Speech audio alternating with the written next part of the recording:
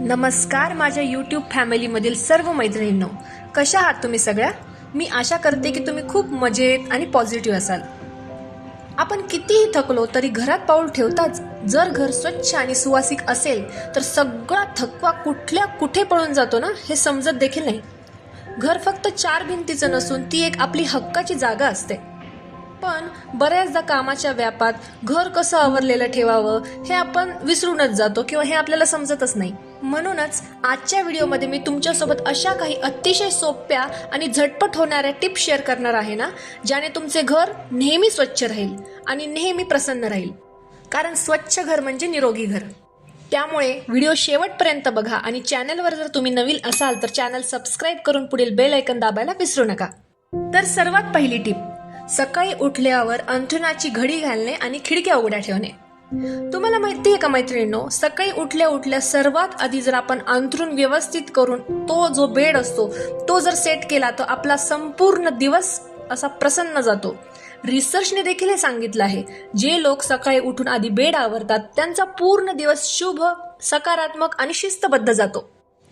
त्याचसोबत सकाळी उठल्या उठल्या सर्वात आधी घरातल्या ज्या खिडक्या आहेत, ॲटलिस्ट 1-2 खिडक्या किंवा घरचा दरवाजा उघडल्याने घरातली जी हवा असते, कोंदट हवा असते, ती घराच्या बाहेर पडते आणि हवा मोकळी राहते. त्यामुळे सूर्यप्रकाश घरात येतो, त्यामुळे घरातील नकारात्मक ऊर्जा बाहेर पडते आणि घरात लगेच प्रसन्नता जाणवते. त्यानंतर सकाळी उठल्याच्या नंतर रोज तुम्ही ब्रेकफास्टमध्ये इतकं हेल्दी काहीतरी खायला पाहिजे जेणेकरून तुमचा पूर्ण दिवस चांगला जातो, तुम्ही निरोगी राहता आणि तुमची जी लाईफस्टाईल आहे, तुमची जी हेल्थ आहे ती सुधारते. जसं की मी रोज सकाळी ब्रेकफास्टमध्ये शक्य होईल तितक्या जास्त वेळेस प्रोटीन रिच पदार्थच खाते. जसं की वेगवेगळे मोड आलेले कडधान्यांचे पदार्थ किंवा चिले, मोड आलेल्या कडधान्यांचे चिले, असे विविध मी प्रोटीन रिच पदार्थच घेत असते. आणि जर तुम्हाला ह्याच प्रोटीन रिच किंवा ब्रेकफास्टच्या रेसिपीज मी काय बनवते हे जाणून घ्यायचं असेल तर माझ्याशी नक्की कनेक्ट राहा, ज्यासाठी तुम्ही सबस्क्राईब करून ठेवा. आता दुसरी टिप, घरातला पसारा कमी करणे म्हणजे डिक्लटरिंग. 1 in 1 out चा नियम आपण नेहमी लागू केला पाहिजे. घरात जितक्या जास्त वस्तू तितका पसारा जास्त. म्हणतात ना, व्याप तेवढा संताप. आणि जो साफ करायला सुद्धा आपल्याला इतका वेळ लागतो, जेवढा पसारा तेवढा आपल्याला त्याचं मेंटेनन्स जास्त, त्याला आवरायला जास्त वेळ लागतो. त्यासाठी एक नियम नेहमी लक्षात ठेवा, 1 in 1 out. म्हणजे घरात जर एखादी नवीन वस्तू आली तर जुनी न लागणारी वस्तू घरातून बाहेर काढा किंवा कोणाला तरी देऊन टाका, किंवा जर गरजच नसेल तर अशा वस्तू खरेदी करूच नका.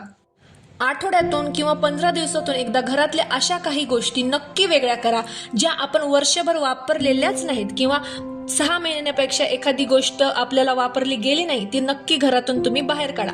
कारण आजकाल मैत्रिणींनो माहिती आहे का, सगळं काही तुम्हाला रेंटने मिळतं. टेंट हाऊसमध्ये जर तुम्ही गेला ना, भांडी कुंडी सगळं तुम्हाला रेंटने मिळतं. त्यामुळे जर तुम्हाला खरंच लागतच नसेल वर्षानुवर्ष तर अशा गोष्टींना शक्यतो तुम्ही टाकून द्या, डिक्लटरिंग करा. कारण तुम्हाला माहिती आहे का, आपल्या घरातली जी अडगळ असते ती दुसऱ्या घराची शोभा वाढवते. त्यामुळे तुम्ही कोणाला तरी देऊन टाका किंवा मोडीत घाला, काहीही करा, पण त्या गोष्टी वर्षानुवर्ष घरात तशाच पडीक ठेवू नका. त्यामुळे काय होईल ना, तुमचे घर आपोआपच मोठे दिसेल, स्वच्छ आणि मोकळे दिसेल. आता टिप नंबर 3, रात्री झोपण्याआधी स्वयंपाकघर आणि घर स्वच्छ आवरूनच झोपणे. आता रात्रीची जी आवरावर असते, सकाळी उठल्यावर जर सिंकमध्ये जर तुम्ही खरकटी भांडी बघितली तर दिवसाची सुरुवातच तुमची चिडचिडेने सुरू होते. त्यामुळे रात्री कितीही कंटाळा आला तरी स्वयंपाकघराचा ओटा, किचन प्लॅटफॉर्म स्वच्छ पुसून, स्वच्छ भांडे त्याचे जे आहेत बेसिनमधले भांडे हे बाहेर ठेवून किंवा रात्रीचेच भांडे रात्री घासून अशी काहीतरी पद्धत वापरा आणि जो ओटा आहे हा स्वच्छ ठेवा आणि सिंक आहे हे क्लीन ठेवा. कारण रात्री जर आपण किचन आवरून झोपल्यावर सकाळी चहा नाश्ता करताना इतकं छान वाटतं आणि इतकं फ्रेश वाटतं, त्यामुळे सकाळची घाई गडबडी वाचते. स्वयंपाकघर हे घरचं मुख्य केंद्र आहे, त्यामुळे ते स्वच्छ असणं सर्वात महत्त्वाचं आहे. त्यानंतर चौथी टिप म्हणजे 2 मिनिटांचा नियम. 2 मिनिटांचा नियम म्हणजे काय? हा नियम तुमच्या आयुष्यात एक खूप मोठा बदल आणेल. कोणतीही गोष्ट जी करायला 2 मिनिटापेक्षा कमी वेळ लागतो ना, ती गोष्ट लगेच करून टाकायची.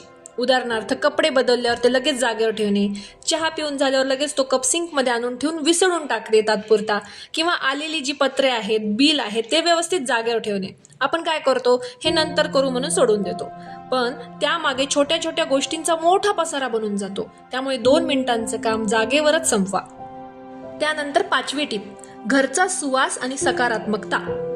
पाचवी आणि सर्वात महत्वाची टीप म्हणजे घर स्वच्छ दिसण्यासोबतच ते प्रसन्न वाटण्यासाठी घराचा सुवास खूप महत्वाचा असतो. तुम्ही रोज सकाळी किंवा संध्याकाळी घरात एक छानसं धूप लावा, अगरबत्ती लावा किंवा कापूर लावा किंवा कापूरदानीमध्ये भीमसेनी कापूर टाकून तो कापूर जाळा, जेणेकरून घरात खूप छान प्रसन्नता वाटेल आणि घरातली ऑक्सिजन लेवल सुद्धा सुधरेल. तसेच आठवड्यातून 2 वेळास तरी जी आपण फरशी पुसतो त्यामध्ये थोडंसं खडे मीठ टाकून फरशी जर पुसली तर घरातली जी नकारात्मकता असते ती दूर होते.